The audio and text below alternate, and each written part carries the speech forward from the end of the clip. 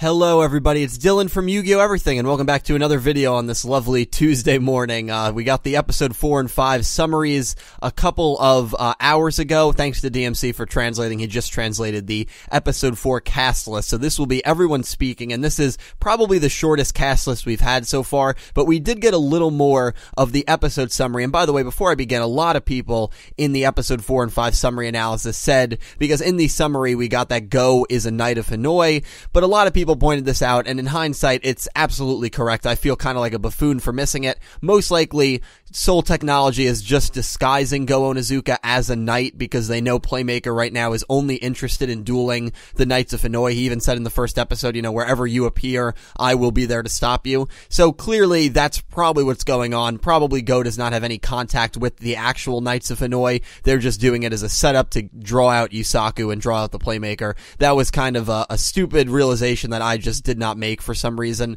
So, and a lot of people might cringe at this next summary. I'm just giving you a little warning. So here is the summary for episode 4. We got a little more info like I thought we would. The true identity of the Knight of Hanoi who suddenly appears is Go Onizuka, a charisma duelist. Go grew up in an orphanage and took on dueling to earn money in order to repay the orphanage's kindness and bring smiles to the children who live there.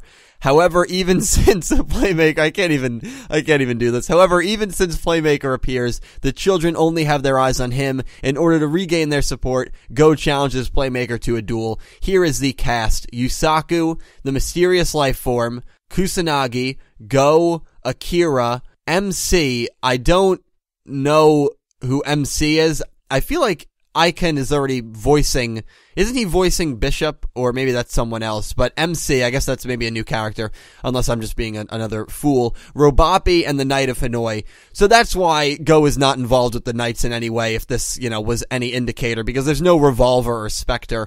Now, going back to his profile, it reminds me a lot of the Zexal manga, actually. And for those of you that haven't read the Zexal manga, we had a character there. I can't remember his name, but him and Shark literally grew up in an orphanage together. Kyoji Yagumo, that was his name, Kyoji Yagumo, and they both grew up in an orphanage. The Zexal manga, a bit of a blur to me, because at this point I've just read and seen so many, like, episodes and scales and chapters that it's tough for me to remember exactly what happened, but I remember there was an orphanage involved where he was, like, giving smiles to the kids, but they kind of liked Shark instead. It was something kind of like that. I forget exactly what it was. It might not have even been that, but they've done the orphanage plotline before in the Zexal manga, and obviously Yoshida, you know, wrote Zexal, so this is, you know, kind of reusing old themes here. And, you know, bring smile to the children who live there.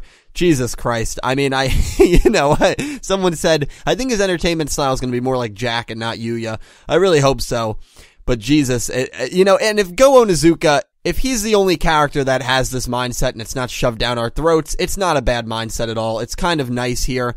And here is something that might be missed by a lot of people because there's a lot going on here. He grew up in an orphanage. We know Aoi doesn't have her parents. We know Yusaku most likely doesn't have his parents.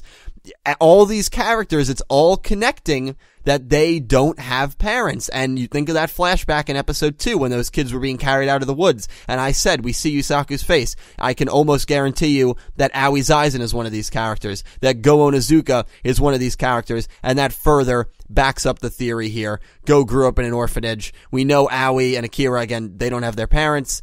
And I'm sure that Yusaku and probably Revolver and maybe some others don't have their parents either. What happened to their parents, we don't really know.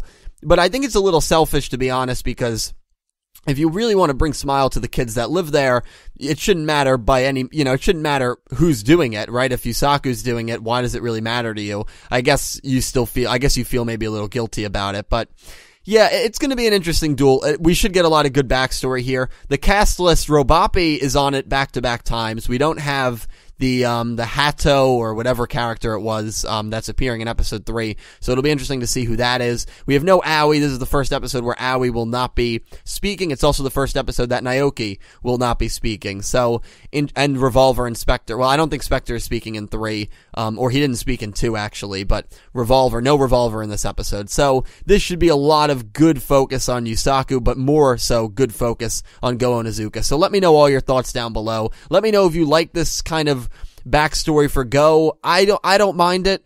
Or let me know if you read the "Bring Smile to the Children Who Live There" line and just cringe and, want to throw up in your mouth a little bit. So anyway, guys, I'm just kidding. That's going to do it. Have an amazing day. Thank you for watching. Comment all your thoughts down below. I actually am running into work, so I'll read your comments. Probably won't answer them as often as I normally do, but I'm still very interested to hear your thoughts on this. So have a great day, everyone. Thank you so much for watching.